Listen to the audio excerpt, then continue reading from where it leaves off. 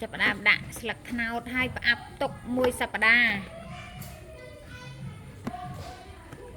បានចាប់ផ្ដើមយកទៅហាលហើយក្នុង1សប្តាហ៍ហ្នឹងមិនដាក់ទុកផ្អាប់ចោលចិត្តឈឹងទេគឺមួយថ្ងៃបើកកម្របជ្រាវម្ដងជ្រាវវាម្ដងដើម្បីឲ្យវាលលេះជាតិសរសៃសនេះ